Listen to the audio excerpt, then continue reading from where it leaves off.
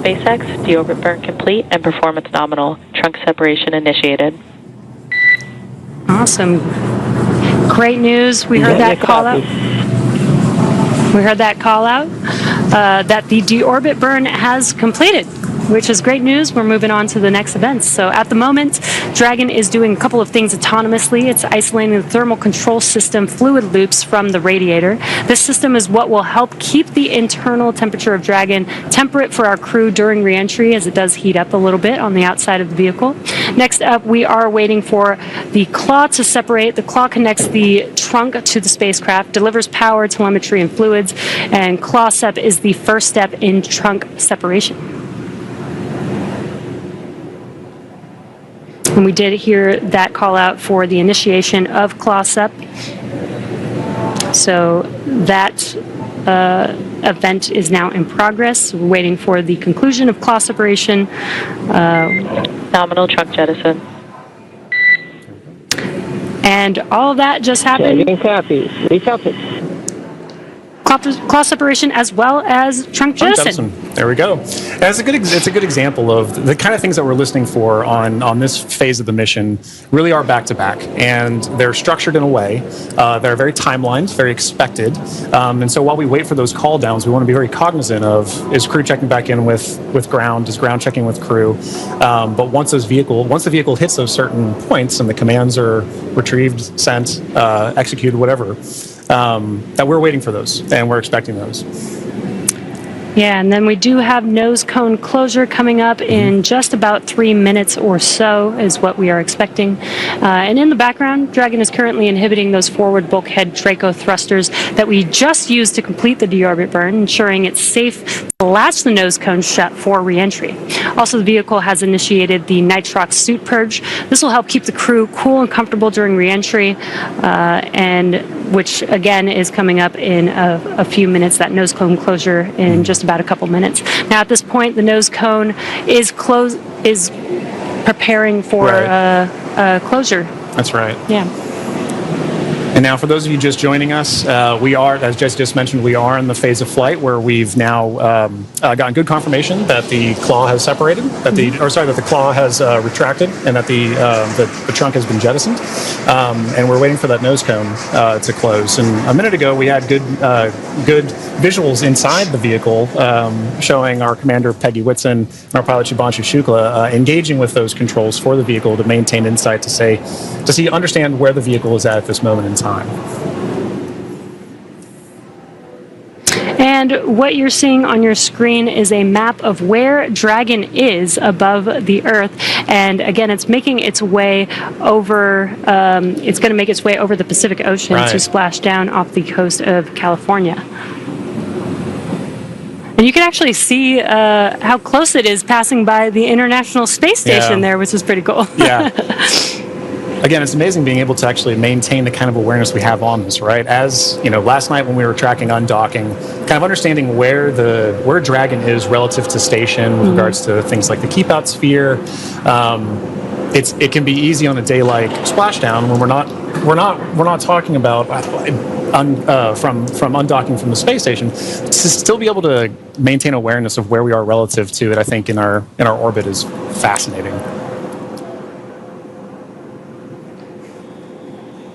Again, we are waiting nose cone closure, and if you've been following along SpaceX, reusability is extremely important to us. That is what nose cone closure is for. In previous Dragon designs, we used to jettison the nose cone, but being able to close the nose cone allows us to just reuse it. We actually don't necessarily need it on the re-entry, but it does protect the forward of the Dragon spacecraft during ascent, during launch, basically. That's right. Yeah, and being able to reuse that, I think, is an incredibly important aspect of what we're trying to do as we advance these missions, right? You take every mission and you learn from it, and you say, what can I do next with it? And so being able to now close your nose cone and keep the vehicle for next time is pretty important. Makes reusability and preparing for the next mission very easy. Exactly. But you're right. Now, once we're closing that nose cone, we have to make sure that there's no more Draco firings that are happening, because once those Draco firings are done, we can then safely close the nose cone and prepare it for re-entry. Again, we are waiting for nose cone closure. and it is expected to be fully closed any moment now, so we are just waiting for that confirmation.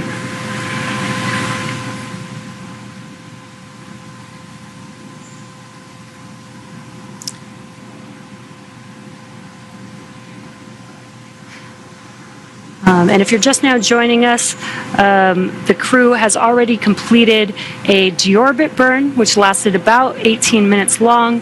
We had claw separation and jettison of the trunk, and nose cone closure is now in progress. Again, we're waiting for that nose cone to fully close, and then we'll begin to reorient the vehicle as it's lining up with its landing zone and prepare for re-entry through the Earth's atmosphere. That's right, and that landing zone for today is in the Pacific Ocean. In previous Axiom missions, we've gone to the Atlantic, but for this mission, we'll be splashing off off the coast of Southern California. And at that point, once crew has landed has splashed down rather, sorry, we'll be dispatching crews out to the crew to retrieve them, pull them aboard Shannon, our SpaceX's retrieval vessel, and at that time, ground crews will also be assessing crew, making sure they're okay, and Axiom Space personnel will also be providing support to the crew as we pull them back on board. Yeah, and what you saw on that graphic is we do have a few different splashdown zones. Today, we are expected to splash down off the coast of San Diego today. And there you can see the trajectory that Dragon is going to be making as it makes its way to that splashdown zone. That's right. So if you're in Southern California, you should get some pretty good views. We won't have any here today. We're inside. But we will be following along closely, obviously. Once those parachutes deploy, we get good visual confirmations of crew. It's important to note that the ground crews will know exactly where Dragon is landing, or splashing down rather. And at that point, we'll be able to go out and retrieve them. But prior to that, you should get a pretty good view of Dragon coming in. Yeah. I think it's a pretty cool view. I've seen the videos, haven't seen it in person just yet. Hopefully one day I'll get to see re-entry of a crew. But if you're in Southern California and you go outside in about 15 minutes or so, you might be able to see it. That's right.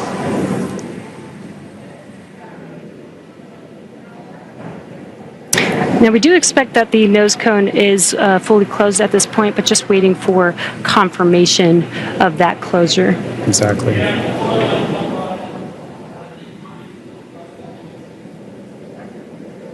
Again, the nose cone helps protect the forward bulkhead thrusters and just the forward section of the Dragon spacecraft during ascent. And closing the nose cone, again, just helps with recovery.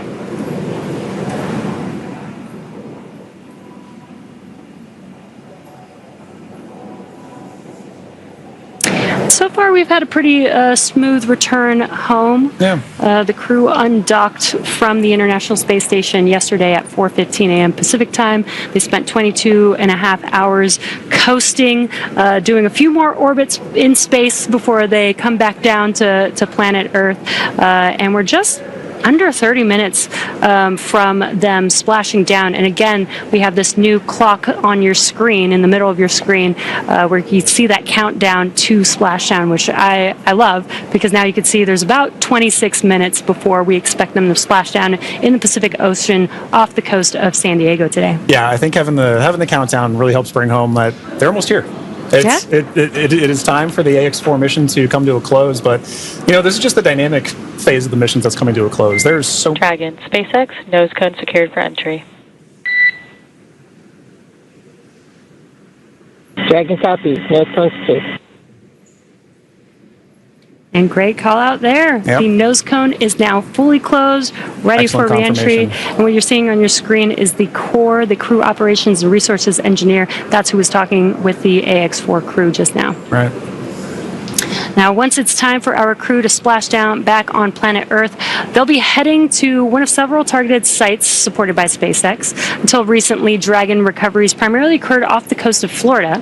This year, SpaceX moved Dragon recovery operations off the coast of California to allow Dragon to complete its deorbit before safely jettisoning the trunk over the Pacific Ocean. AX4 will be SpaceX's second crew mission to splash down in one of the new locations. From 2 was the first in April earlier earlier this year. The new splashdown locations are near Los Angeles, Oceanside, and San Diego, and spreading the supported sites across multiple locations helps maximize the return opportunities for this mission and future crews, lowering the chance that we'll have to wave off due to bad weather. So our fully equipped recovery vessel Shannon is stationed in Long Beach, California, and is currently standing by to support splashdown today. That's right, and like you said earlier, we'll be expecting to have that splashdown right off the coast of San Diego, as you can see on your graphic there. So we take into account many different variables, including what landing sites have favorable weather. And SpaceX teams have selected the primary landing site, as we just mentioned, as San Diego. Now, there are a number of weather-related items that play into splashdown and recovery operations. Some of the more obvious factors that impact operations are rain or chance of lightning in the recovery zone, both for the safety of the crew inside, obviously, but also for the recovery teams, as we've discussed, on the water. So we're looking for wind speeds that are less than 15 feet per second, or about 10 miles per hour, and relatively calm seas so that we can safely execute recovery operations.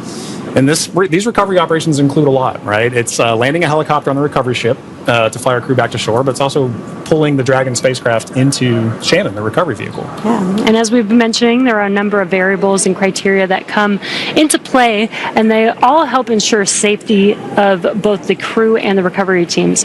But weather conditions today are looking great in Southern California near San Diego, and for these operations, SpaceX closely coordinates with the United States Coast Guard to establish a safety zone to ensure public safety and for the safety of those involved in the recovery operations, as well as the crew on board the returning spacecraft.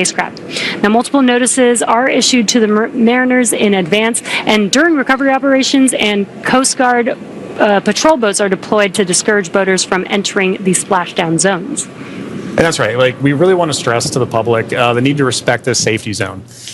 Recovering a spacecraft from the water is a hazardous operation, as you can imagine. And any other boats interfering in the area not only increases the risk to the astronauts in the spacecraft, as well as the teams working to recover them from the water, but also to those themselves who would be going out to see it. So for the safety of the crew, as well as your own safety, we recommend you sit back from home, watch and follow along the action from your TV, as the teams who have trained extensively do this. For final entry briefing, report when ready to copy.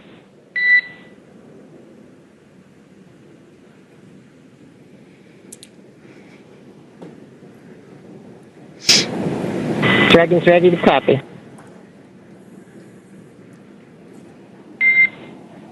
Dragon, I have no deltas to the previously briefed times.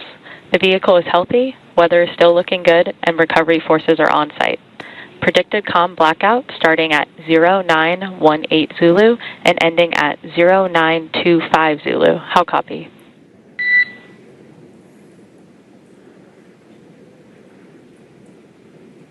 No deltas to the timeline. Everything's healthy and weather looks good. 0918 to 0925 for the comm blackout. That's a good readback, Dragon. And with that, I'll be looking for you to verify that tablets are secure, visors are down, and restraints are tightened no later than 150 kilometers. Dragon copy. Welcome.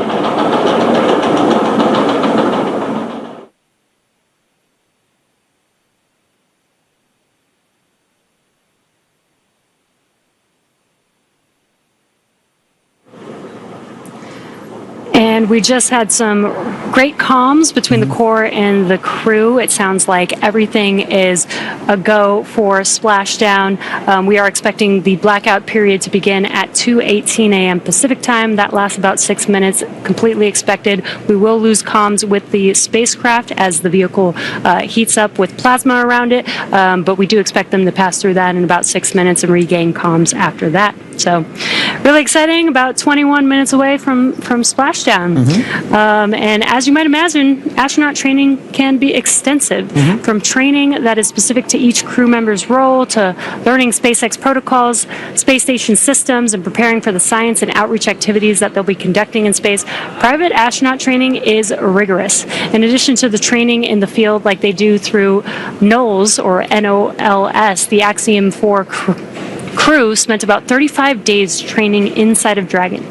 Now, to prepare them for flight, our teams at SpaceX spent the last several months teaching the crew about orbital mechanics and how to live in microgravity. While this was more of a review for Peggy Whitson, for the rest of the crew, this was their first time flying on Dragon. The training program includes nearly 100 different lessons covering all aspects of the flight. The crew spent time inside of our Dragon training spacecraft to run simulations of ascent, the International Space Station rendezvous, and re-entry. And they also spent time at the launch pad in our suit-up room and working through emergency procedures that would be necessary in the unlikely event of a pad abort scenario. And beyond those critical trainings from SpaceX for the ascent and return phases of the mission, Axiom Space has facilitated a host of efforts over the last 10 months to ensure that the crew and all those who support them, like ground operations, mission control, flight controllers, are all ready for the mission while on board station. And kicking off efforts for that training at Axiom headquarters in August of 2024, the AX4 crew immediately began to familiarize themselves with the range of teams and systems that they would need to become proficient with in order to succeed. From selecting the food that they would eat and learning how to prepare it with the food warming and hydration racks on orbit, to understanding the tools and systems available to them throughout the International Space Station. Every small detail is critical to mission success. So in Building 9 at Johnson Space Center, the crews learned and rehearsed routine operations, medical procedures, emergency situations, and media exercises. All of this built up to full-scale simulations that were then run in coordination with ground teams at Johnson and around the world. And as the name of the International Space Station suggests, specific modules are owned and operated by different nations. The crew traveled to Germany to earn their certification of these systems in the European module known as Columbus. As an ESA project astronaut, Swabish had additional trainings at the European Astronaut Center. The crew then traveled to Japan to learn the systems of the Japanese experiment module, also known as Kibo. With hands-on training that culminated in a round of testing, the crew became certified to use the systems of Kibo for their flight. And beyond the specific requirements of each space station module, the crew also participated in a range of efforts that would bond them into a crew and ensure that they were physically and mentally prepared for any mission scenario. So this included a week of training with the National Outdoor Leadership School, or NOLS, where the crew faced a week of kayaking against heavy winds. It also included a day in an altitude chamber to experience how their body reacts to different oxygen levels, and even included an underwater helicopter escape training simulation. And SpaceX Dragon crew has tablets secured, restraints tightened, and visors down. SpaceX copies. Crew are configured for entry. 5 minutes until predicted comm blackout. We'll see you on the other side at 0925 Zulu. Copy 09250 on the other side of the blackout. Okay, and good comms there from crew that they are ready and configured for their return time. And, you know, an aspect of that is to wrap up our discussion about training. That's a major training point for crew, understanding how their return phase is going to look so that they know, let's go ahead and call ground and let them know that we're ready for maintaining it. So training really is at the heart of any successful mission. You plan, you train, you fly in that order. Yeah, exactly. Training prepares every astronaut, even those very experienced like Peggy Whitson, and she also did retraining with the AX4 crew. It's important for the crew to train together. But this prepares them for any phase, any potential scenario in their mission. Exactly right. You know, and missions like this are important milestones for everyone involved, from the crew members who fly to those that they represent, to the host of scientists and engineers around the world who have an opportunity for their research or their technology to be tested in microgravity. Everyone learns from these missions. And for Axiom Space, this is at the heart of why we do these missions. We're building opportunities for others to advance what is possible and expand what is known. And we want to enable every human everywhere to take part in this. Now, after a beautiful launch on June 25th, the AX4 crew docked with the International Space Station a little over a day later, opening the hatch and greeting the Expedition 73 crew on June 26th. The crew shared some good words in a welcoming ceremony and an astronaut pinning that we don't have there, but did happen, before quickly getting to work on their extensive itinerary. Now, each crew member brought with them a host of research, technology demonstrations, and outreach objectives, ranging from human physiology to space radiation impact studies, and even some gardening while they were up there. So this crew maintained a very full timeline, but they prepared for this, part of their training. Each crew member wanted to ensure that every minute of this mission was utilized and that all of their objectives were hit. So Peggy, Shooks, Suave, and Tibor were ready to work with their time on board.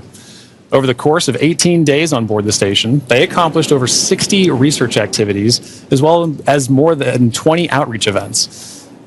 But as their time on station came to a close, the AX-4 crew participated in a brief farewell ceremony where they said their goodbyes to the Expedition 73 crew.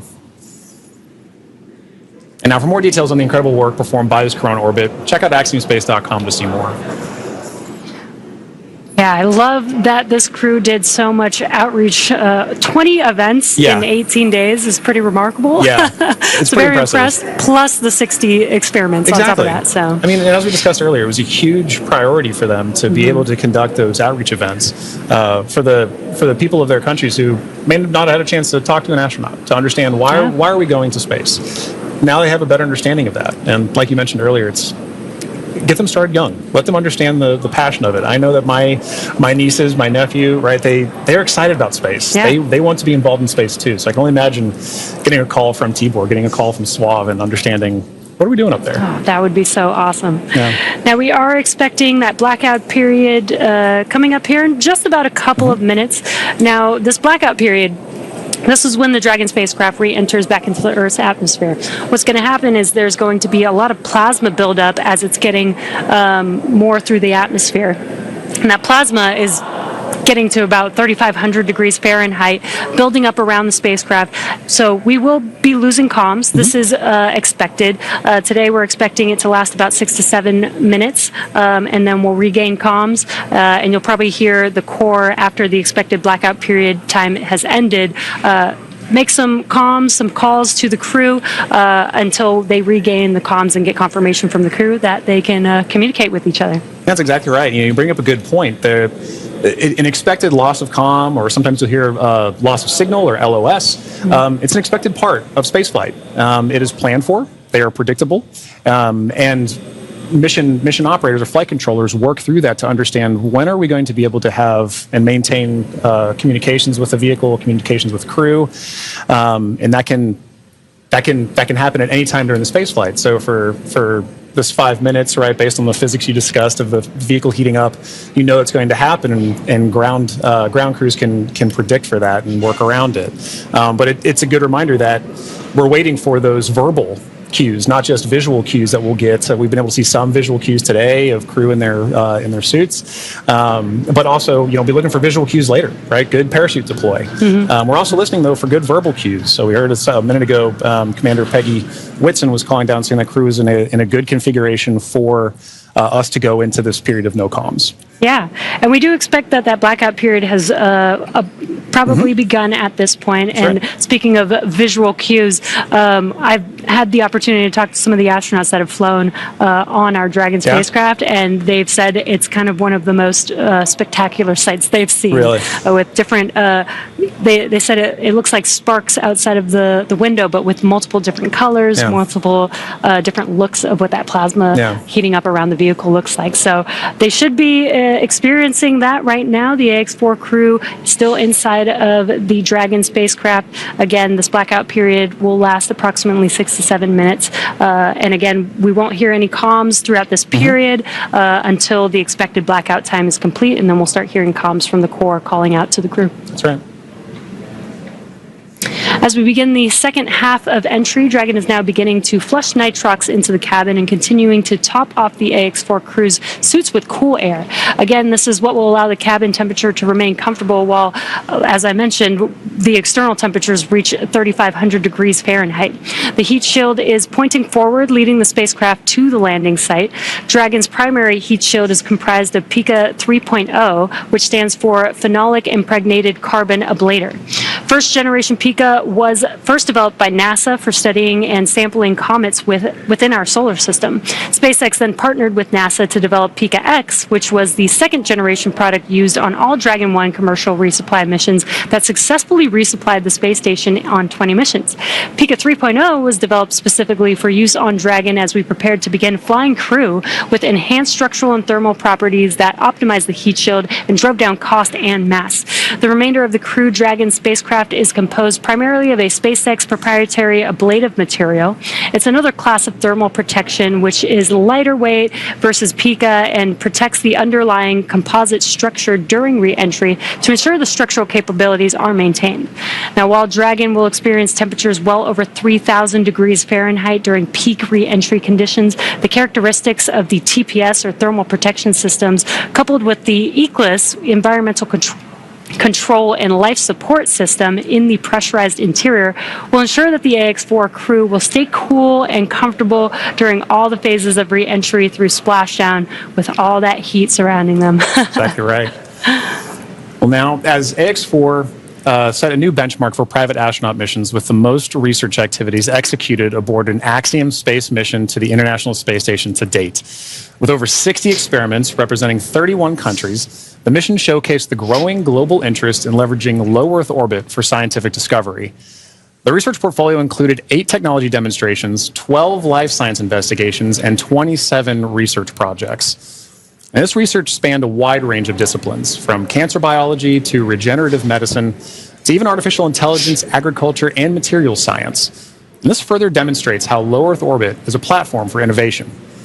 Now, many of these studies were designed to address challenges both in space and on Earth, such as improving disease modeling, enhancing food security, and developing smarter autonomous systems.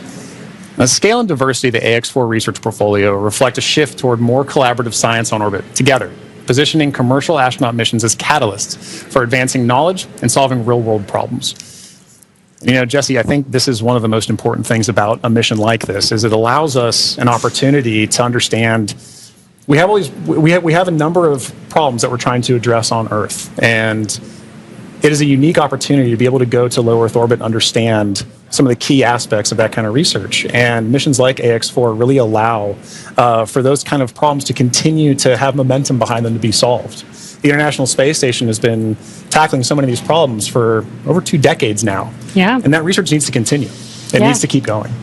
I think a lot of people don't realize that some of the stuff that we have that seem very simple and common to us here on Earth actually sometimes come from the research that happens in space. Exactly right. Exactly right. One of the things we were talking about earlier is a major aspect of long duration spaceflight is the radiation impacts.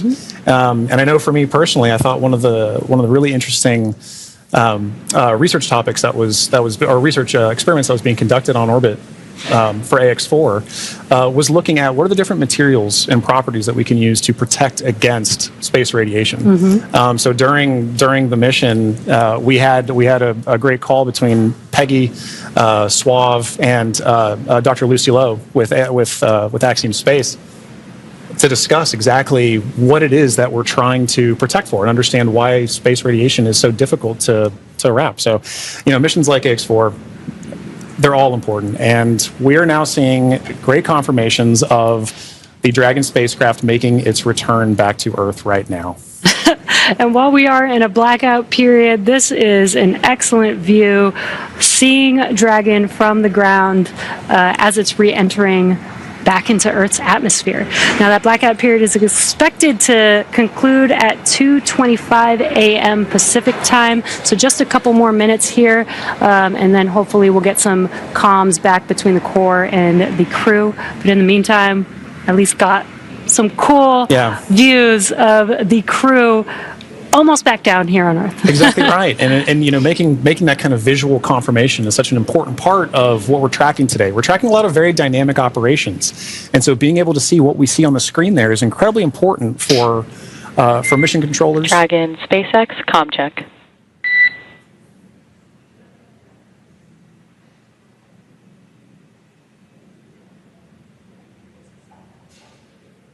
Again, we may not hear the crew until they do get those comms back, that acquisition of signal. Dragon, SpaceX, comm check.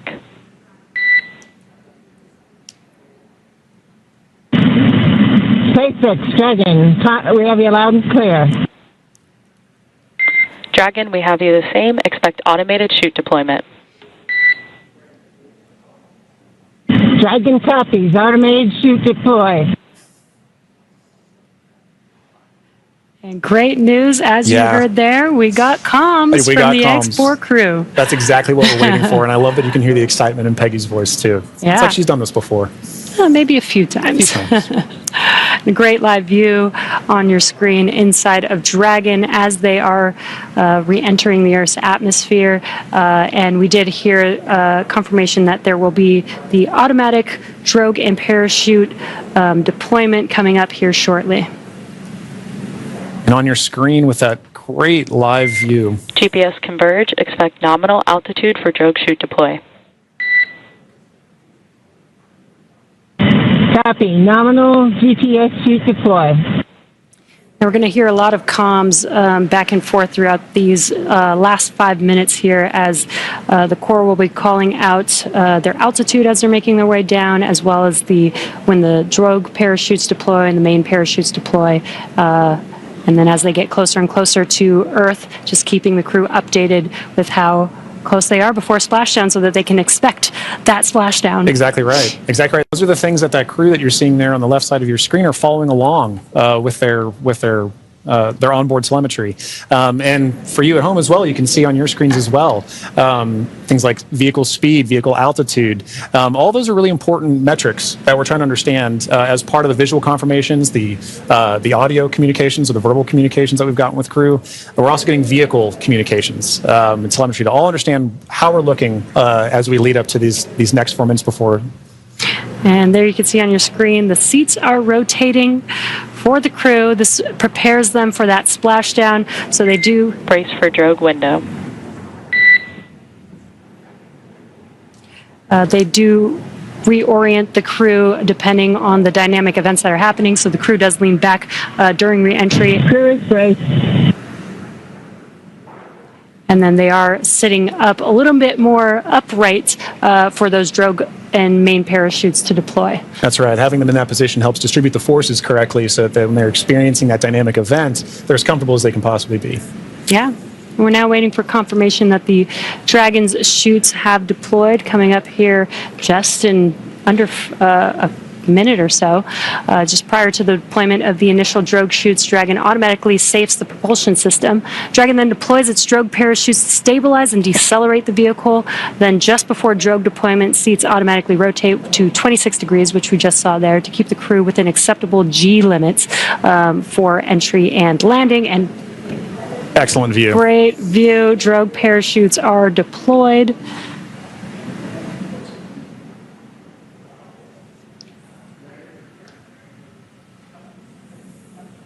View looking forward. Drogue descent rate nominal. Descent rate nominal. Copy. Again, we're going to hear a lot of comms throughout this next 3 minutes here.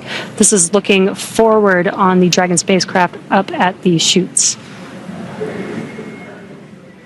Those drogue parachutes are fully deployed now, so we do expect those main parachutes to deploy here shortly.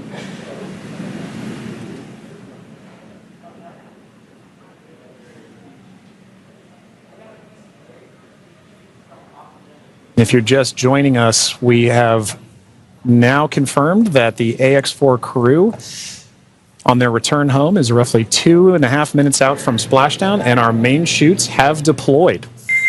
Main chute descent rate nominal.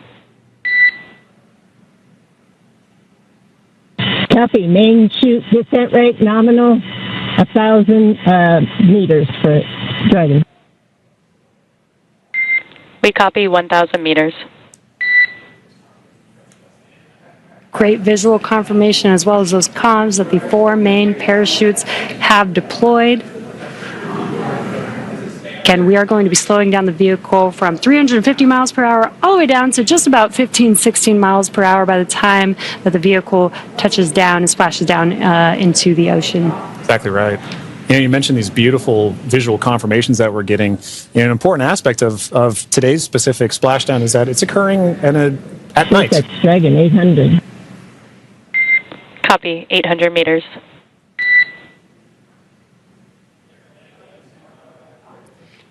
Commander Peggy Whitson confirming the spacecraft's altitude as it's making its descent into the Pacific Ocean just off the coast of San Diego in Southern California.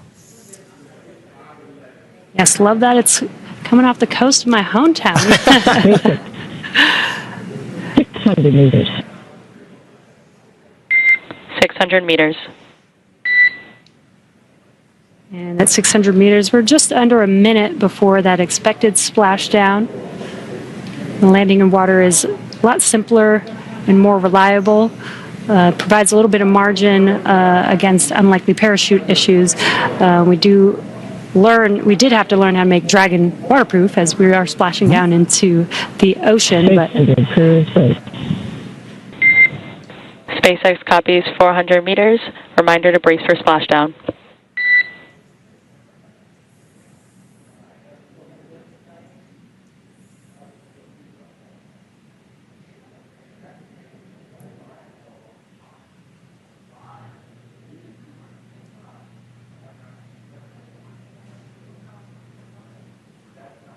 Oh, that's a pretty cool view. Yeah. That's right. Maintaining the vehicle's signature through things like cloud lighter and any kind of atmospheric disturbance allows us to maintain visual contact with the vehicle as it's making its final descent for its water landing. And it's a little foggy, as you can see there. Yeah, Pacific fog is rolling in.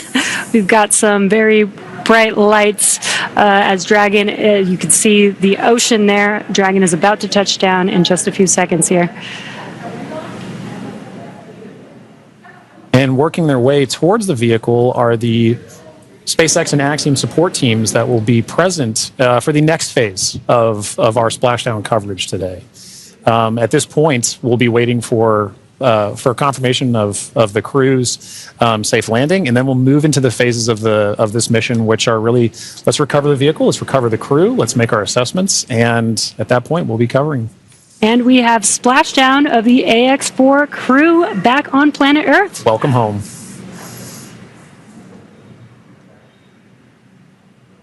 SpaceX heading splashdown. We are in stable 1. SpaceX copies splashdown in stable 1. On behalf of SpaceX, welcome home.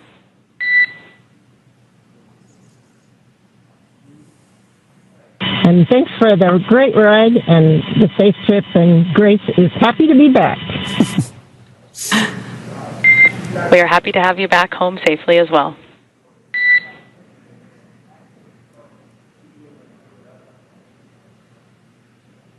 Some words between the core and our commander, Peggy Whitson, as the AX-4 crew has made it back home, splashed down at Dragon. SpaceX, for your awareness, SISTI system verifications are in progress. I will report back when recovery personnel are en route. Dragon.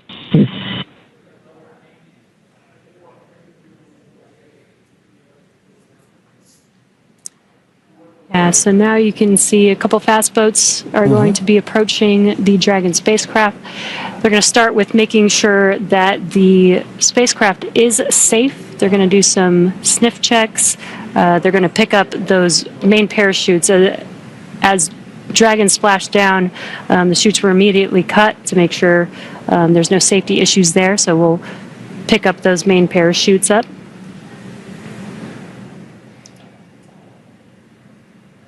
And once the crew deems that the spacecraft is safe, then our recovery vessel Shannon can begin to approach and begin the recovery process. So we are now eagerly waiting on recovery of our Dragon spacecraft with the AX-4 crew. Dragon has already autonomously completed several steps to save itself following splashdown. So for those of you just joining us, the return of AX-4 has gone smoothly so far, and we just got great confirmation that crew has splashed down. So Dragon successfully re-entered the Earth's atmosphere, followed by deployment of its parachutes to slow the spacecraft down to a gentle 15 miles per hour. And at that point, they successfully splashed down in the Pacific Ocean at 2:31 a.m. Pacific time, off the coast of Southern California. So at this point, like you mentioned, Jesse, we are just waiting for Dragon's recovery from Shannon. Yeah, upon detection of landing, Dragon automatically releases the main parachutes to prevent wind from pulling the spacecraft. Dragon then automatically safes any pyrotechnics still present on the vehicle and may automatically perform additional minor system reconfigurations. The astronauts remain seated and in their suits at this point, but the onboard air conditioning keeps temperatures in check inside the spacecraft, and the communication system Systems on board remain powered so the crew can continue to communicate. And as we're watching, SpaceX has 2 fast boats in their recovery fleet, which move very quickly to get to the splashdown point. And those are being followed by Shannon, the main recovery vessel, which will move into position upwind of the spacecraft. The 2 fast boats have very specific roles here in these operations. The first fast boat makes initial contact and is focused on immediate safety inspection of the vehicle, checking for vehicle integrity and any presence of hypergolic propellant vapors. This ensures that it's safe for Shannon to approach the Dragon spacecraft. Now, once Dragon is cleared for full approach, the team begins rigging the spacecraft for water recovery by the recovery ship. The second fast boat is responsible for parachute recovery and also serves a redundant boat to the first. So we'll see a team member. We'll also see a team member on a jet ski helping to gather up the now detached parachutes that you mentioned came off, Jesse. Yeah, and it'll take a little over 10 minutes for the recovery crew to complete their safety checks. Then once they're complete, the team will begin preparing Dragon to be lifted into the recovery vessel. As part of the preparation for this lift, one member of the recovery team will climb on top of the spacecraft so that they can attach Dragon's hoist rings and connect the lifting lines. Now, it will take us less than an hour to raise Dragon to the recovery boat and remove the crew from the spacecraft. And then after medical checkouts, the crew will return to shore by helicopter and then be flown back to Houston. That's right. And each of these next steps are entirely dependent on the status of the crew. Axiom Space's Dragon, SpaceX, we have pulled go for recovery personnel approach. Expect fast boats alongside in 1 minute. Dragon copies. We'll be waiting. And with that call from Core to Commander Peggy Whitson, you can see now the fast boat making the 2 fast boats making an approach to the Dragon that you see in the middle of your screen with that flashing green beacon. Now, as we mentioned, Axiom Space's Chief Medical Officer is on the main recovery ship Shannon and is ready to put eyes on this crew for the first time since they departed quarantine together. And our medical teams will be with them every step of the way home.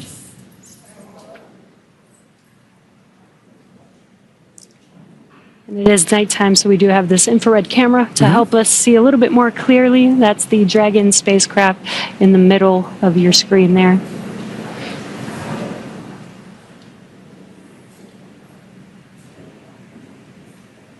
These SpaceX fast boats are now making initial contact with the Dragon spacecraft. Excuse me.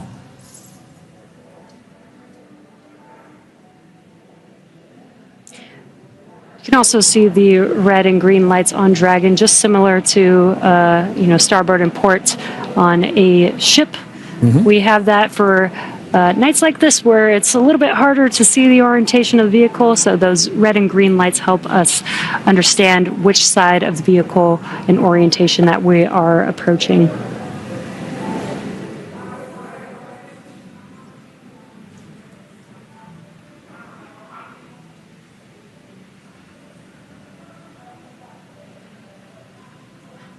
And it does look like they are pulling a main chute out of the water there.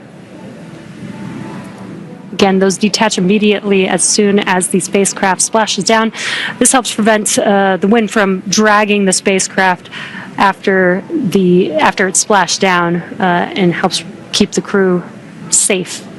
But we do recover those main parachutes, keep them out of the water. Exactly. And as we just discussed, each of these fast boats has a very specific role that they play.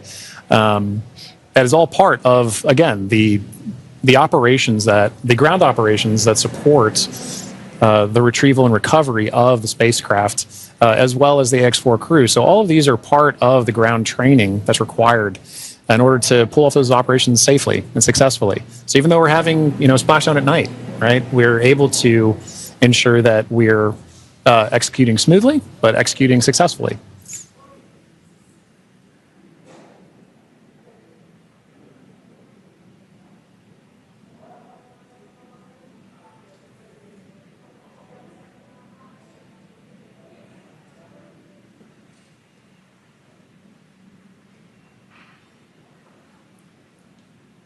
We're now looking at some additional views that we're getting in of the fast boats making their contact with the Dragon spacecraft.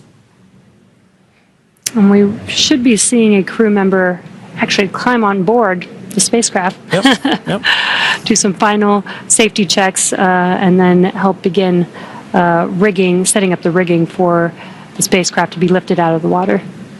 That's right. It's all part of a coordination, a choreography of events, right? Getting from spacecraft is in the water. What are the next few steps that have to occur before we can get Dragon onto the recovery vessel Shannon? This is a very key moment in that.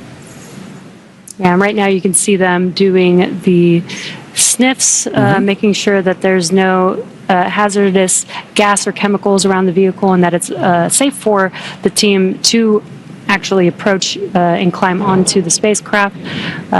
And as always, the recovery crew is wearing the PPE necessary to perform these operations.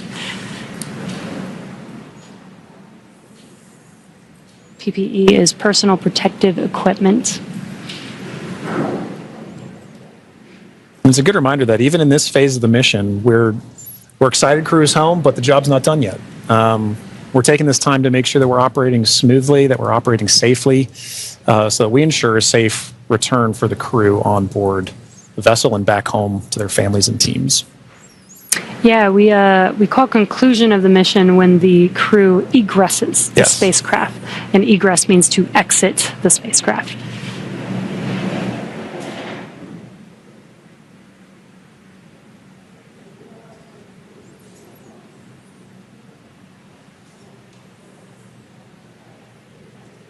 Got some calm waters there, which is great. Yes, exactly what we're Southern looking California, Southern Pacific Ocean, as we splash down off the coast of San Diego today.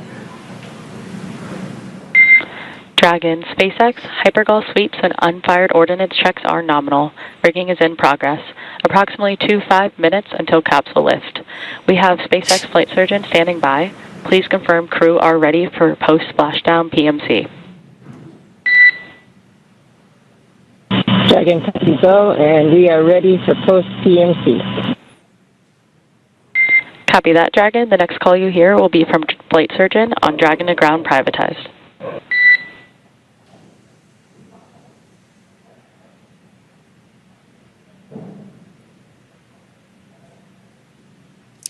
And you heard those comms. The team is going to do some medical checks. They are going to do that on a private net. And that's what those comms were, confirming that they're switching the nets that they will be communicating on. And this is just to make sure that the crew is feeling okay. Exactly right. Through all those dynamic events. While for us watching Dragon re-enter the Earth's atmosphere from afar, there's a lot going on in that spacecraft there with the crew. So just making sure that the crew is feeling good and checking in with how they're doing. Exactly. It's an important touch point for kind of reaching a key milestone on the return trip home. As just mentioned, it's a very dynamic phase of flight. And those private medical conferences or PMCs with a SpaceX flight surgeon really allow ground teams to be able to make an initial assessment of crew while the team is also the ground teams outside are continuing to work that rigging. They mentioned it take about 25 minutes for crew to rig and then hoist the Dragon spacecraft into the recovery vessel. So while those operations are happening, crew will also be talking with ground medical personnel just to get an understanding of, hey, how's everybody doing? How are you looking forward to it? Yeah. And they did confirm that the vehicle was safe to approach. They did some hypergol checks, and they also checked the thrusters that did not fire to make sure that there are no leaks from those thrusters. We do have Super Dracos on the vehicle in case of an abort emergency during ascent. We did not need those thrusters on this mission. And again, they are only used for the ascent portion, but we do want to make sure that throughout the mission, as the Dragon spacecraft was docked to the International Space Station for 18 days, that everything is still good and safe, again, to complete these final recovery operations.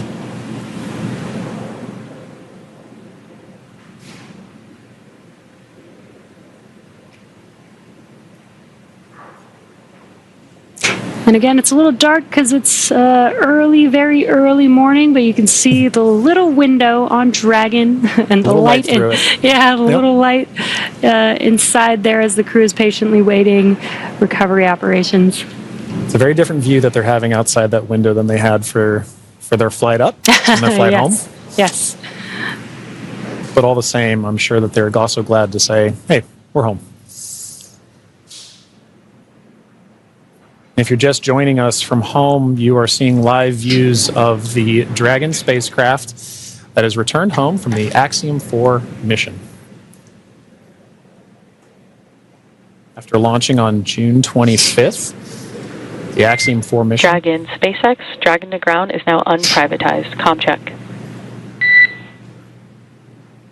We have you loud and clear on Dragon ground. Copy, Dragon. We have you the same.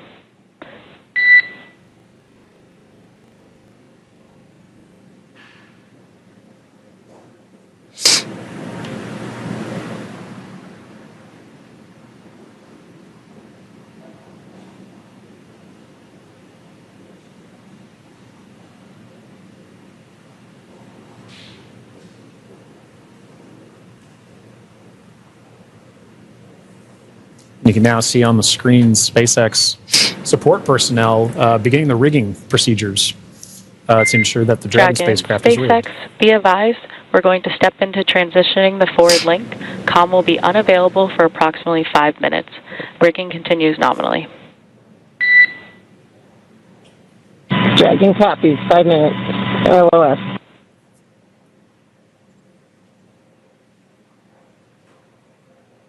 Again, the Corps just keeping the crew updated with the operations that they're performing. They won't have comms for about 5 minutes, but rigging is continuing, as we can see there, with the recovery crew member standing on top of the spacecraft. Yeah, working very important procedures for the next phase of the AX-4 mission. And for those of you who've been following along since June 25th, when the Falcon 9 lifted off from Kennedy 39A, this was a pristine new Dragon. That crew had the privilege and the pleasure of naming Grace. And now that it's gone through its first mission and landed back safely in the Pacific Ocean, you can see exactly what the spacecraft goes through on its return home. But very much a sign of a successful mission. Yeah, I love the tradition that the first crew that flies in the spacecraft get to name the spacecraft. And Peggy Whitson had some great words on why they named the spacecraft Grace, which I think is amazing. And we've got a great fleet of Dragon spacecraft. And speaking of Commander Peggy Whitson, she's actually our third frequent flyer. Yeah. Our first frequent flyer was Michael Lopez Alegria from Axiom Space. Yeah. Second being Jared Isaacman when he flew on the Polaris Dawn mission. And now Peggy Whitson flying for a second time on a Dragon spacecraft.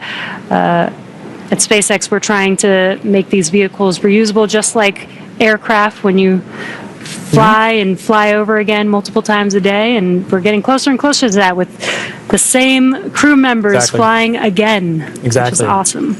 And it's important to note, right, that kind of mission-to-mission lineage, right, allows crew members like Peggy Whitson, like Michael Lopez Alegria, to better help inform the next crews that are coming with them, right? The more familiarity that you get with the vehicle, the better equipped you are on your mission. And I, as a personal Peggy super fan, I cannot imagine a more fitting astronaut to be able to give a name to a new vehicle. I love the messaging behind why they chose to name it Grace. And to your point, Jesse, about the frequent flyers, I loved that during launch we could see I don't know if it's a new tradition potentially, but we got to see some boarding passes that SpaceX provided to the AX-4 crew, and because of her frequent flyer status, Peggy Whitson got a gold boarding pass, and I.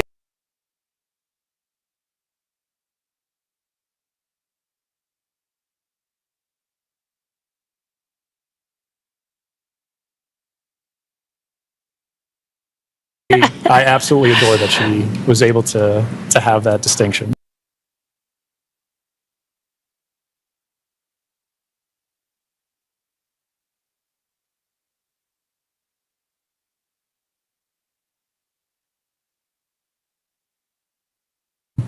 Yes, just add it to her resume.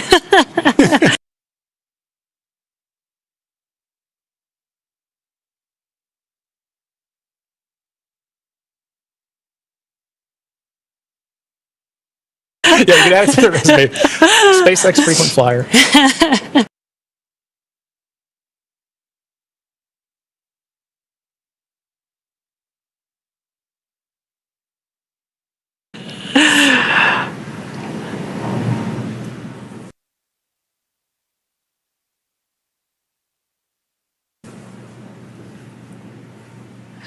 Yeah, I love the boarding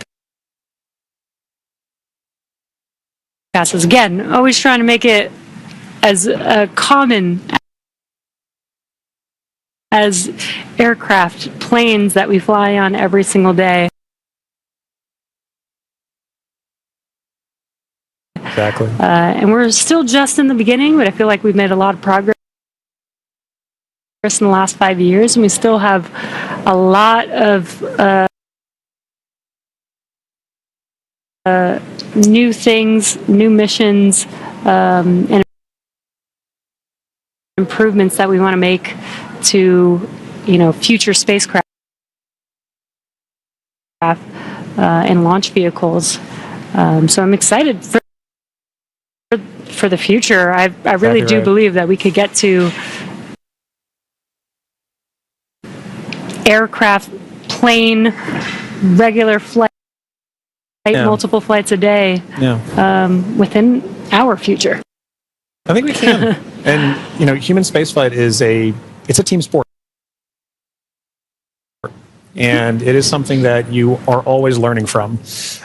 No matter how commonplace any of these missions get, right? There is always the amount of training that you put into it to execute that plan, train, fly mentality. And being able to perform these missions, being able to say that Peggy has flown on multiple Dragon spacecraft at this point, kind of highlight that every time she's going to still go through the same training that she did for the last mission, that all these crew members, that all of the ground support personnel are going to be ready to support missions like these from even well before crew is on the launch pad, all the way through Splashdown, pulling them onto the recovery vessel here for the Dragon spacecraft. And you can see on your screen both the fast boat and the recovery vessel Shannon making approach to Grace, our Dragon spacecraft.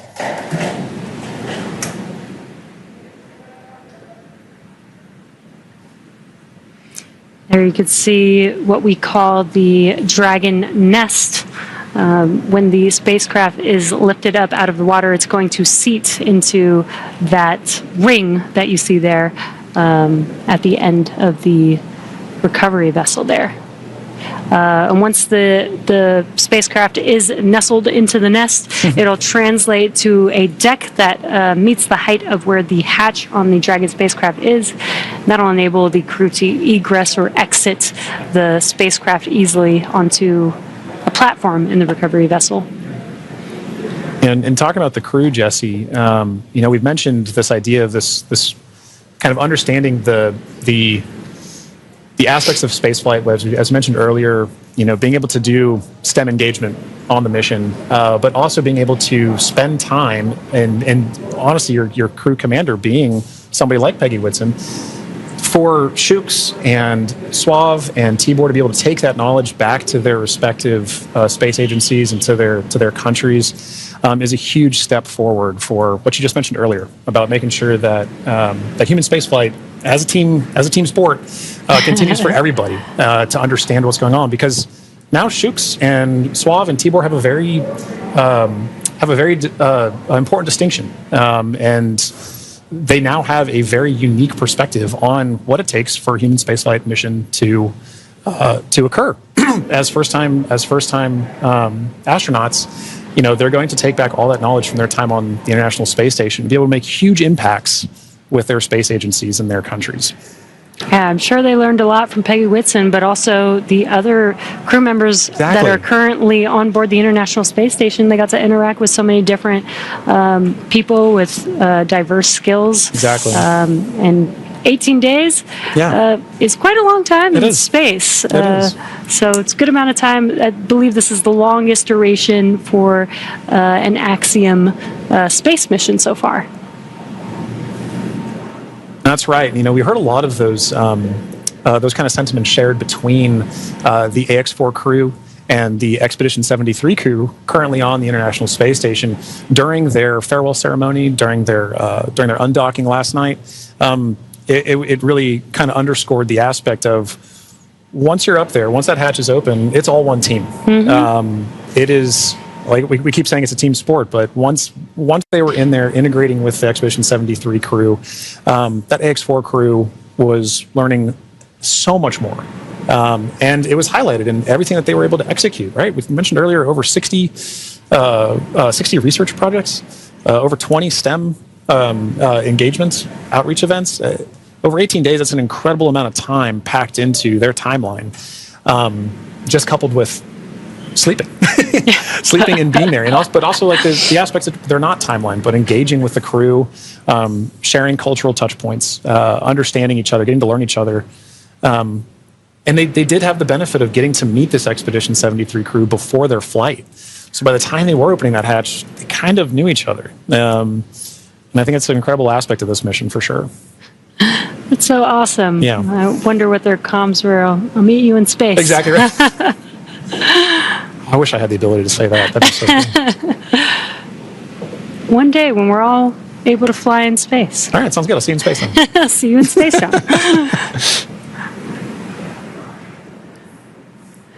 Looks like we're getting closer. They are pulling the spacecraft towards the recovery vessel. Looks like we're rigged up, and you can see the hydraulic lift moving forward and down. And then it will begin to lift the spacecraft out of the water and again into that Dragon nest that you see there on the recovery vessel.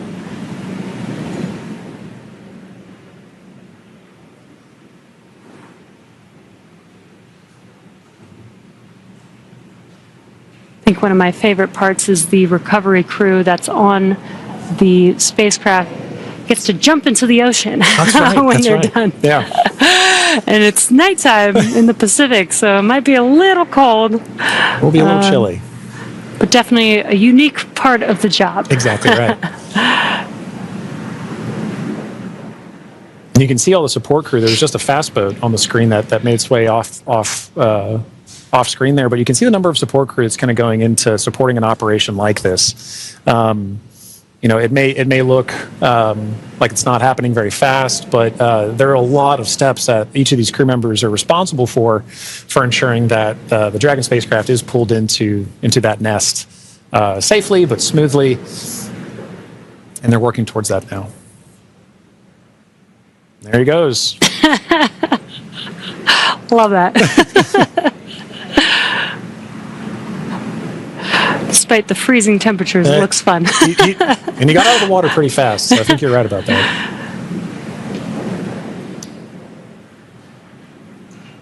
All right. Looks like lift is about to begin.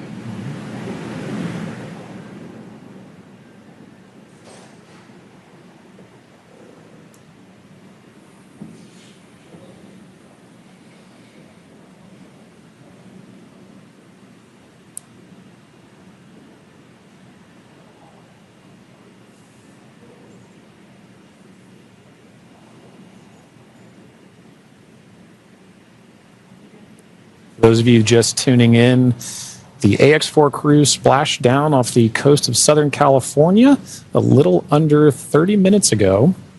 And we are now in the Dragon SpaceX. Rigging is complete. Stand by for capsule lift. Dragon copies. Dragon SpaceX, capsule lift in progress. Brace. All right, good verbal confirmations there and visual confirmations that we're getting a successful lift. Dragon copies.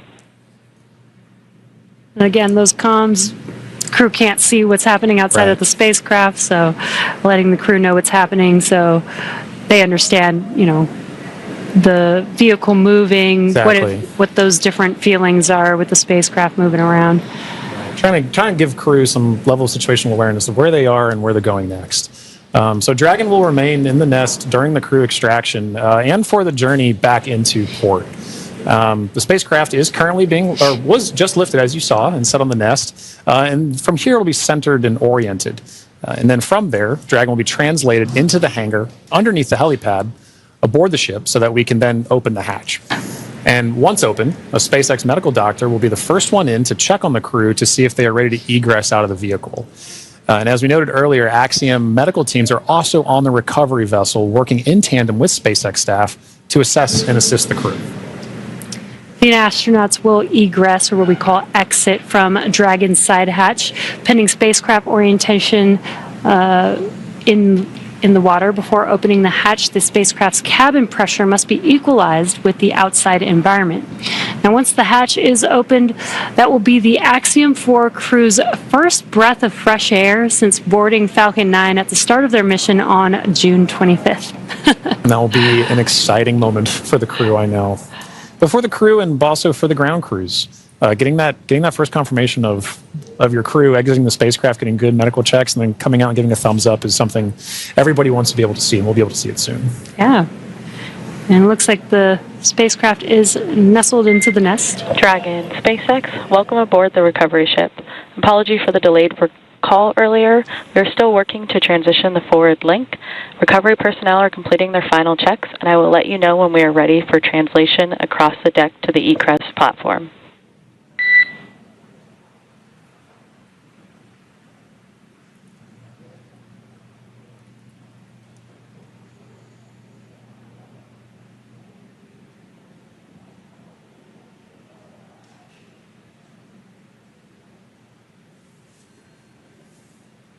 Now, they are de-rigging the spacecraft, but they're also doing some final sniff or leak checks and then covering the thruster locations prior to opening that hatch. Let's just make sure that the vehicle is more than safe for the crew members to exit the vehicle.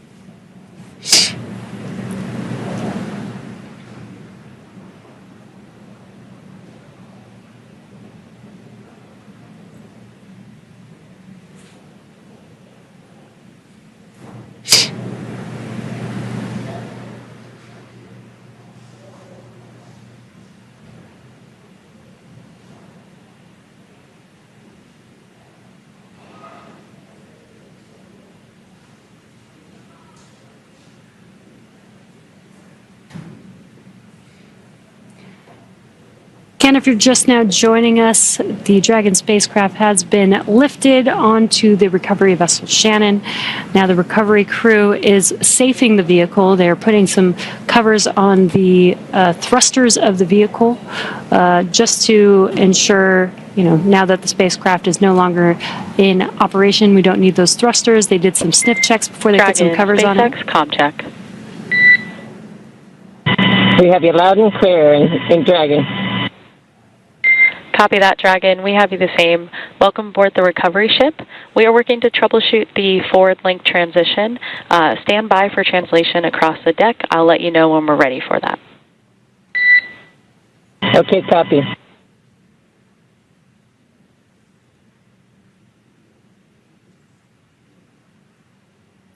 Right, the crew is preparing for translation. This is where that Dragon nest is going to move the spacecraft towards the deck, and that deck is going to meet the bottom of the Dragon hatch, and that'll enable the crew to egress or exit the Dragon spacecraft onto a platform on the recovery vessel.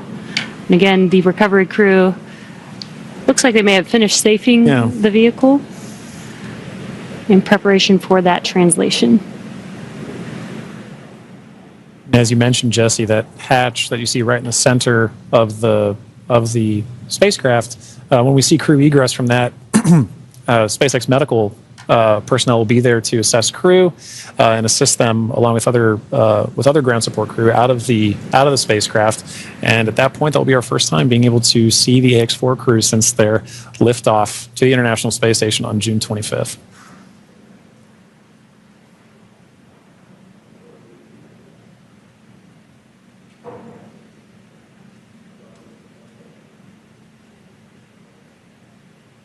On a side note, I do love seeing crew go into and come out of the hatch, whether it's the side hatch or whether it is the docking port. I love seeing the smiles on their faces.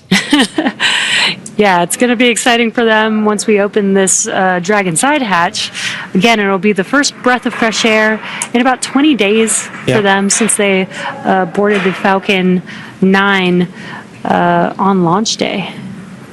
And this is an interesting distinction. You launch in the Atlantic and you splash down the Pacific. It's very different breaths of air that you're getting. And you traveled all over space for thousands of miles. 288 orbits, something like 7.6 million miles. All just to come down across the country. Millions of miles, I should say.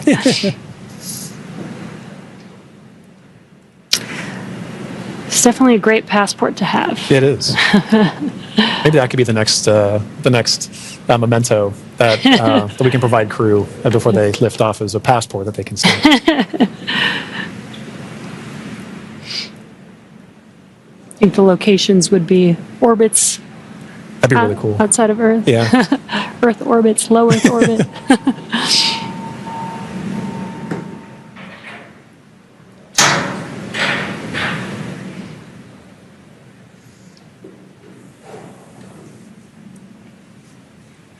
Again, next up, we are expecting the translation of the Dragon spacecraft named Grace, named by the Axiom Mission 4 crew. Again, the spacecraft will translate in preparation for hatch opening and exiting of the vehicle. A few moments ago, Core spoke with the AX-4 crew to let them know that this the translation will be happening soon. Dragon, SpaceX, final checks are complete. Translation across the deck to the Egress platform will begin shortly. There is a chance that we get a lot of alarms. No concern. Dragon copies.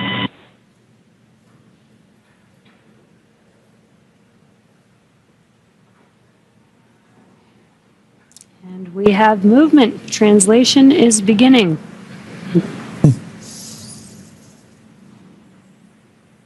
Some residual ocean water splashing down, and then we are washing down the hatch area. Again, just preparing for the vehicle's side hatch to be opened. Getting some of that salt water off, maybe some of that plasma from reentry off. Right. All nominal processes to ensure that that crew can safely egress the vehicle, but also that ground personnel are safely protected while handling the spacecraft and crew as well. So at this point, we can see SpaceX personnel positioning themselves to support in this, as well as the spacecraft making final approaches to that upper landing pad for crew to egress the vehicle.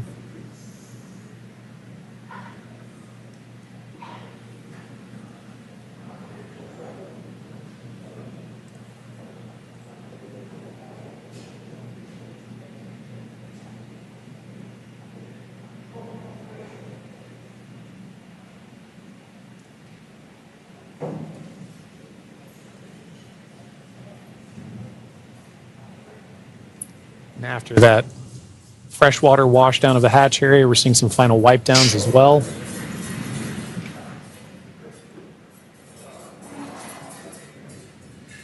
For those with a keen eye as well, you can see on the side of Grace, as it was making its approach towards the upper landing, the Axiom logo proudly displayed on the spacecraft.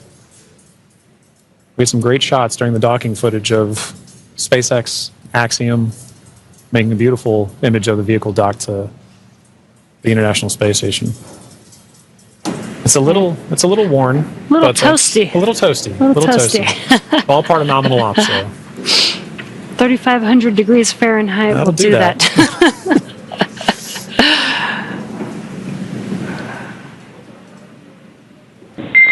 Dragon, SpaceX, standby for side hatch opening and egress of some smiling faces. Here we go. All right, we're looking forward to it.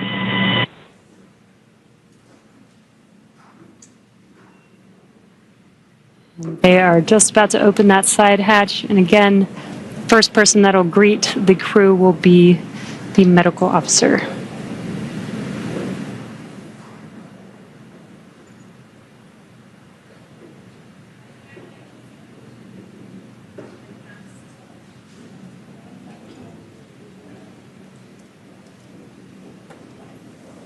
And the hatch is open, and ground crews are making first contact with the Axiom 4 crew.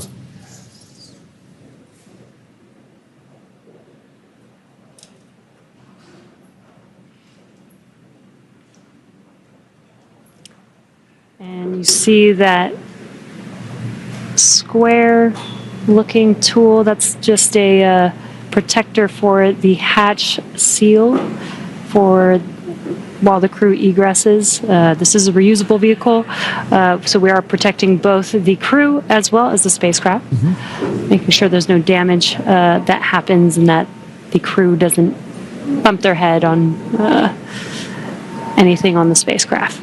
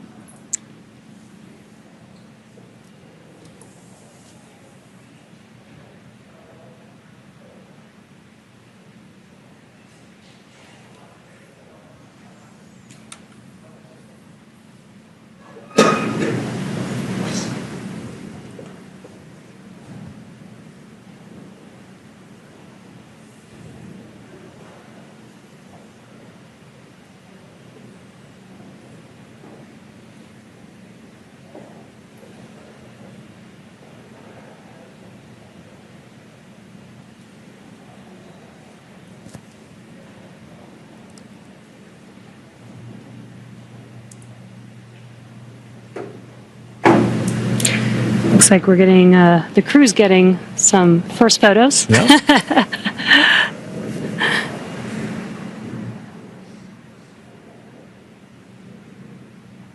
That's a good sign that they had good initial comms with medical personnel. So this time we are now if you're just joining us, we're waiting for the AX4 crew to egress or exit the Dragon spacecraft, also known as Grace, as part of the conclusion of their more than 20-day mission to the International Space Station.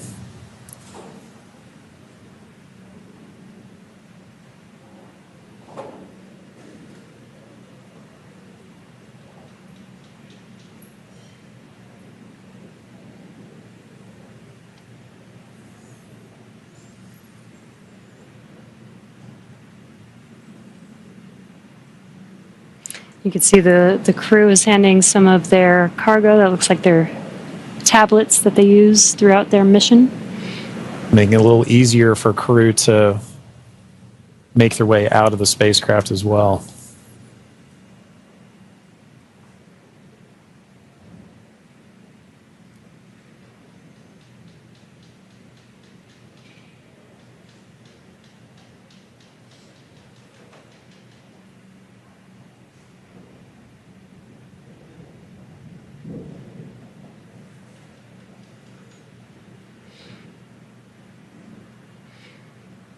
Looks like they just removed the footrests. It gives the crew some space to get out of their seats while they are exiting the vehicle. Now getting some great internal views of the AX-4 crew in the spacecraft. I already saw some big smiles, as people we've all been saying.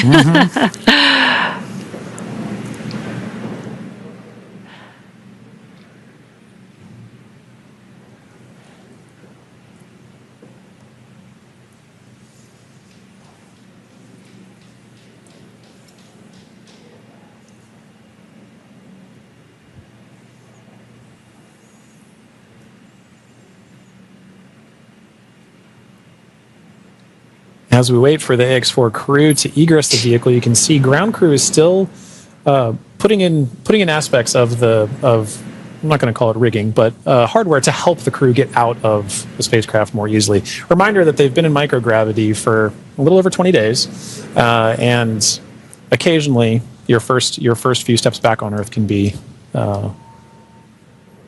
slightly challenging.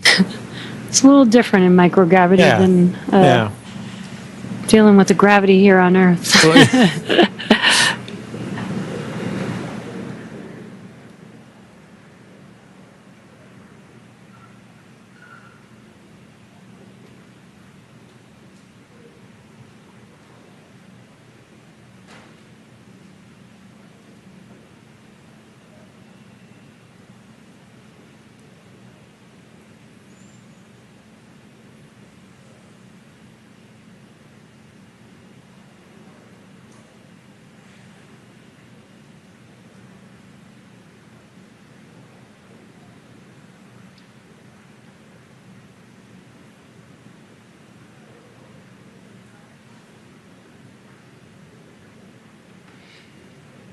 If you're just now joining us, we are waiting for the AX-4 crew to exit the Dragon spacecraft Grace.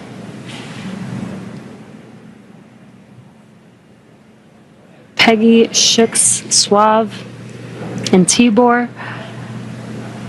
are at the end of their Axiom Mission 4. After 20 days in space, 18 on board the International Space Station. 18 days.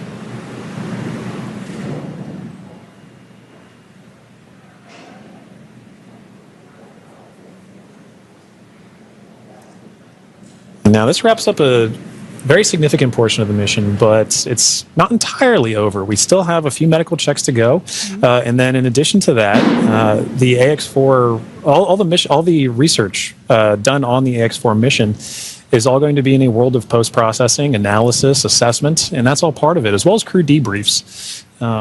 So, following after crew egresses the spacecraft and gets good medical checks, at that point we'll be getting the crew back home, and then continuing the final, we'll call it terrestrial-based operations of the That's AX-4 right. mission. I guess it's more of the end of the space-facing portion of the mission. Operational phases.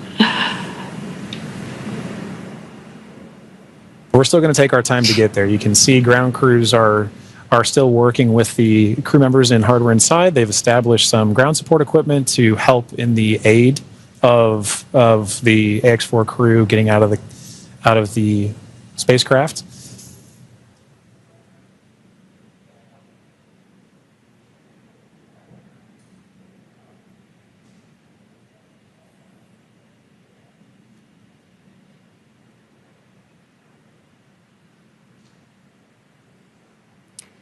And some of their aides are not too complex. That white platform that you see there is essentially a slide. Yeah.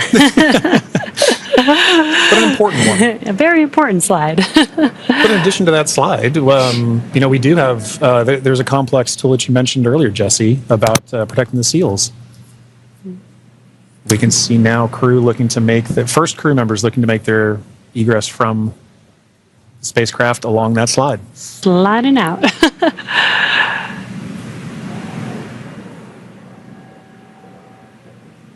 And there she is. We see Commander Peggy Whitson, all smiles, exiting the spacecraft Grace. That is a beautiful sight. Peggy Whitson, the AX-4 commander, is home, having logged 695 days in space on 5 flights. She is the 7th on the all-time list for most days in space by a human. It's an incredible feat. Legendary.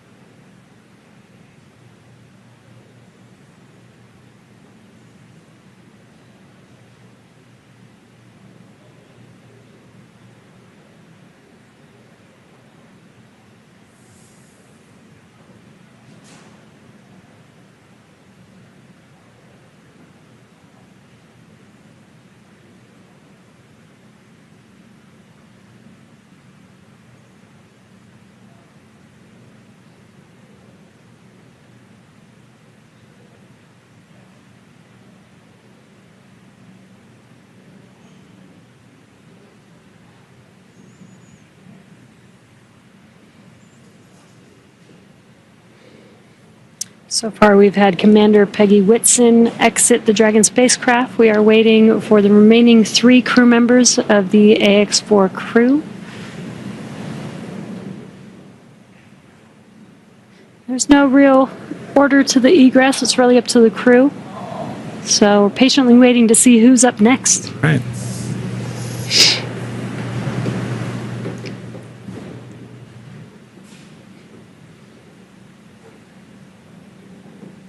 If Peggy is in the indication, which I think she is for this particular crew, we'll see another big smile coming out of the Dragon spacecraft in a moment.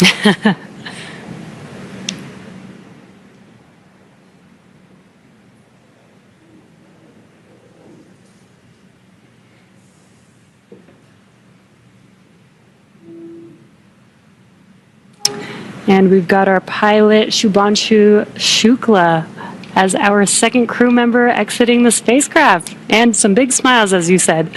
India reached a major milestone for the nation's space exploration goals. AX-4 pilot Shubhanshu Shukla became the first astronaut to fly from the country's newly established astronaut corps.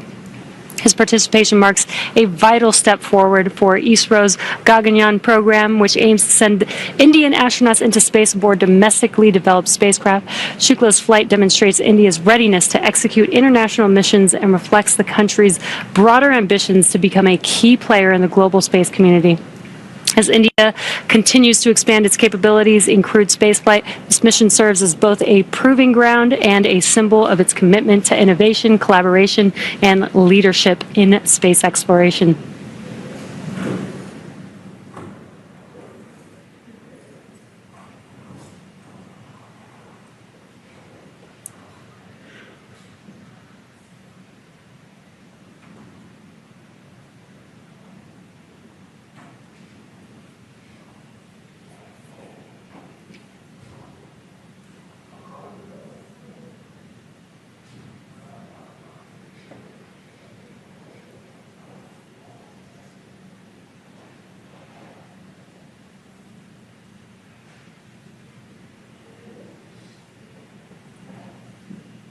Now, at this time, we are waiting for the mission specialists of the AX-4 mission, Sławomir Wyznański-Wiśniewski of Poland and Tibor Kapu of Hungary, to now egress the Dragon spacecraft.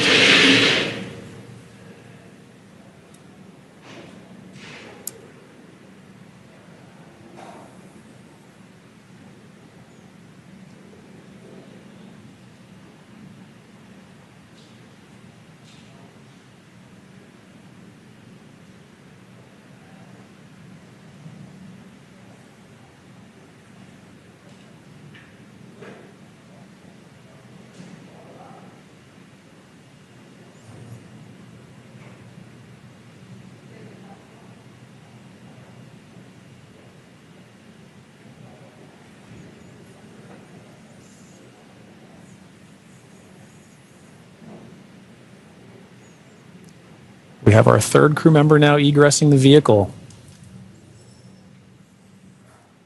And there is Sławomir Uznański-Wiśniewski of Poland.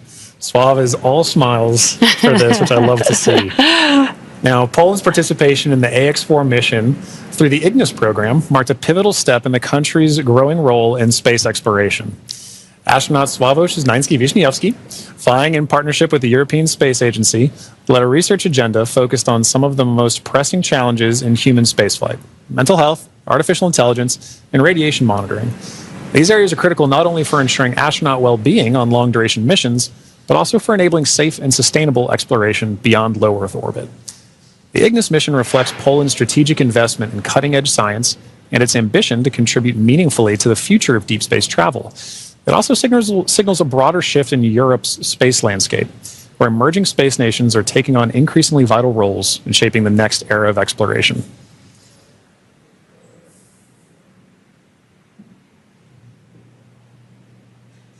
And based on that smile, I'd say Sław felt like he had a very successful mission.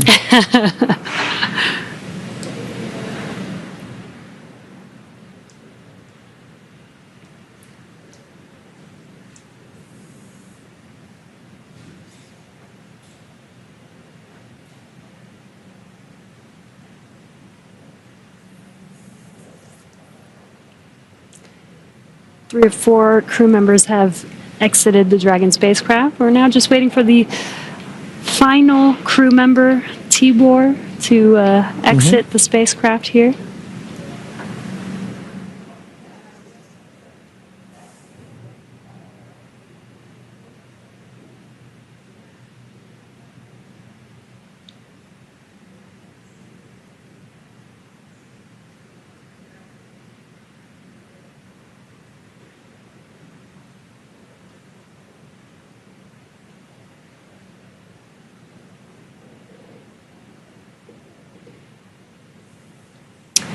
And last but not least, mission specialist Tibor Kapu. Hungary marked a significant milestone in its space ambitions with the AX4 mission as astronaut Tibor Kapu became the first Hungarian to reach the International Space Station, and all smiles from him there. His participation under the banner of the Hunor Hungarian to Orbit program represents Hungary's commitment to advancing its role in international space exploration. This mission signifies the country's return to human spaceflight after decades and highlights its strategic investment in science, technology, and innovation. And Jesse, it was wonderful seeing Tibor's smiles and waves and high fives. You knew how important this mission was to the crew as they were prepping for it and throughout the mission, and seeing them be able to egress with the same smiles that they went into the capsule with, or into the spacecraft with.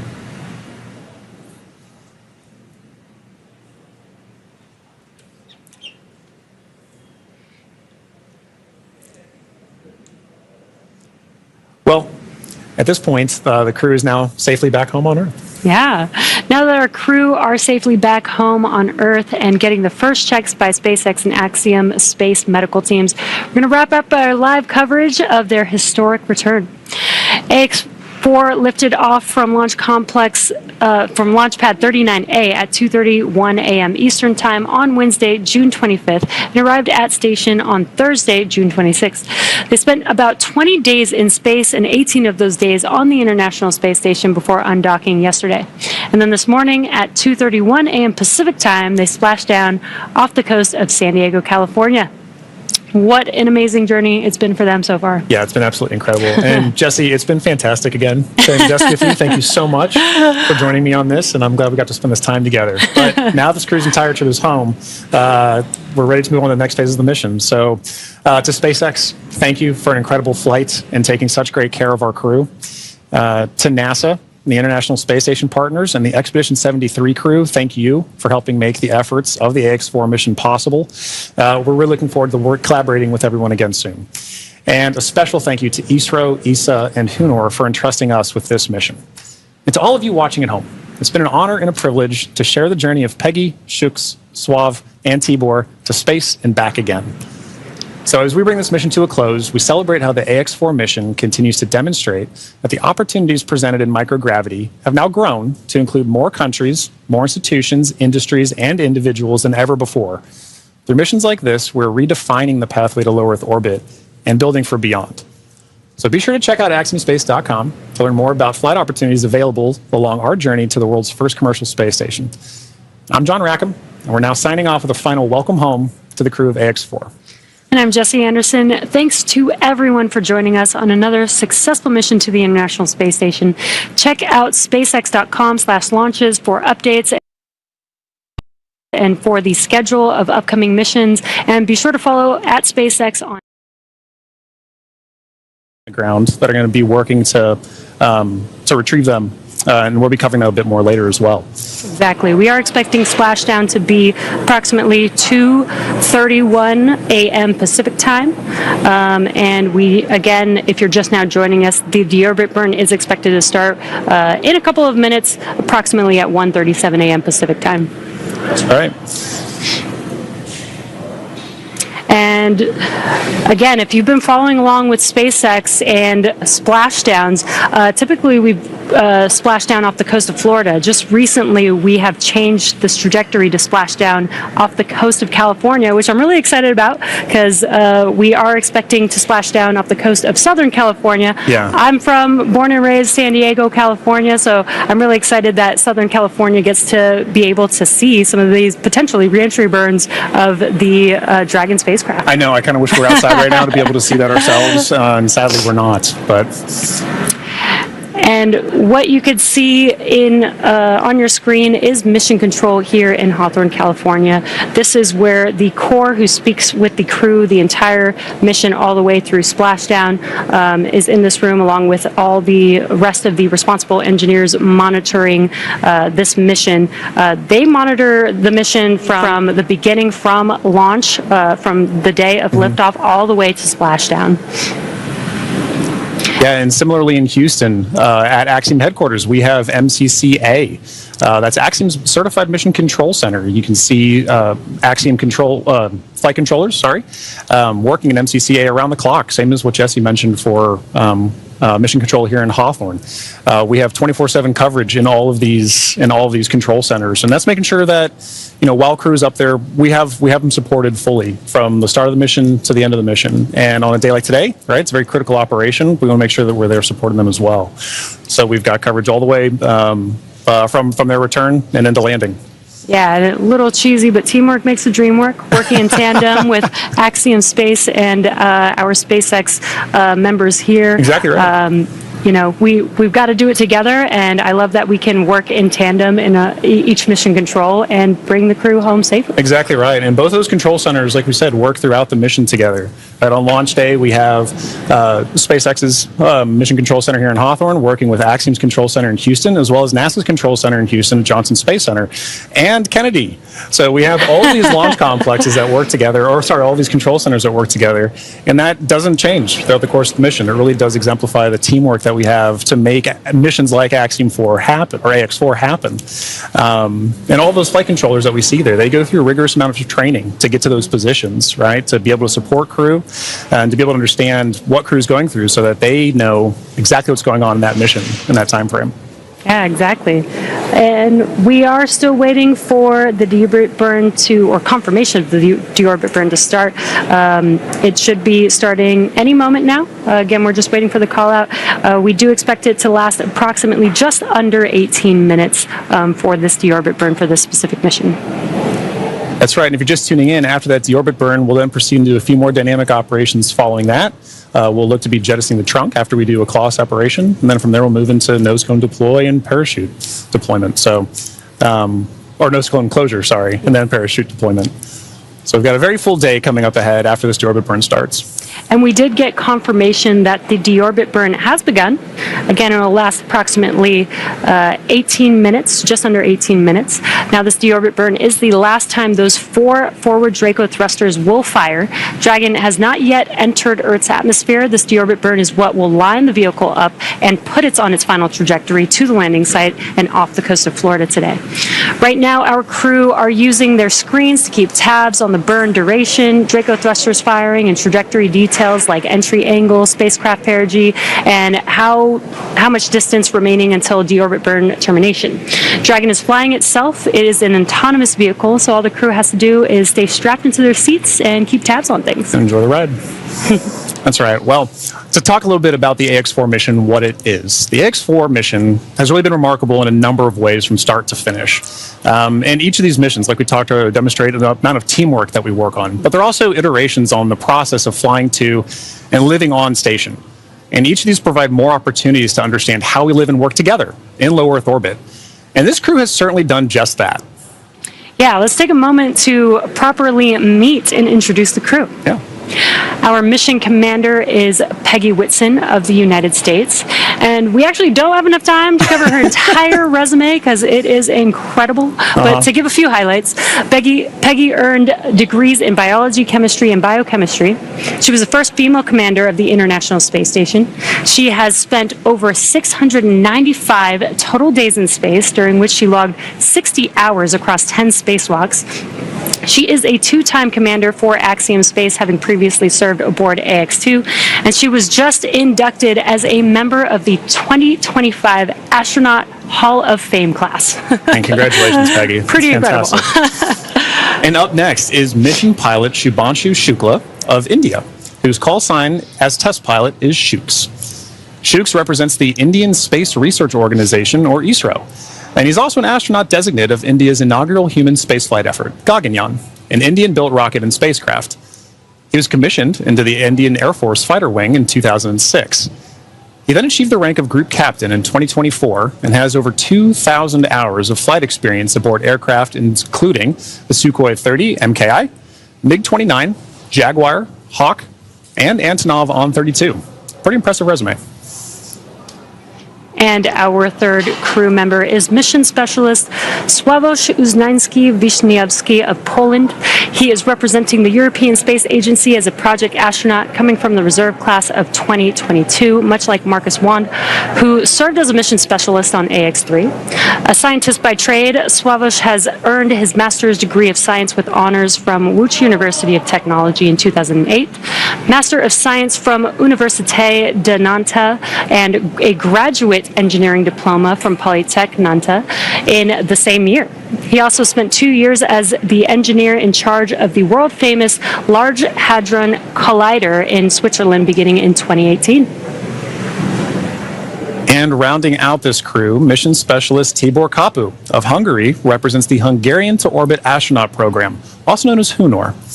The program aims to send Hungarian astronauts to the International Space Station for scientific research and technological development, as well as to inspire young people. He graduated from the Budapest University of Technology and Economics, earning a degree in mechanical engineering, followed by a master's degree specializing in polymer technologies. In 2023, Tibor emerged as one of 4 Hungarians selected from a pool of 247 candidates for the HUNOR astronaut program. Now, he has invested a notable amount of time in his career focused on space radiation protection while awaiting his acceptance to HUNOR. What an incredible crew. Together, they are the crew of AX4, Axiom Space's 4th private astronaut mission to the International Space Station. This mission represents the return of spaceflight for 3 nations, but it also highlights the growing opportunities for nations and entities around the world to conduct meaningful work in low Earth orbit.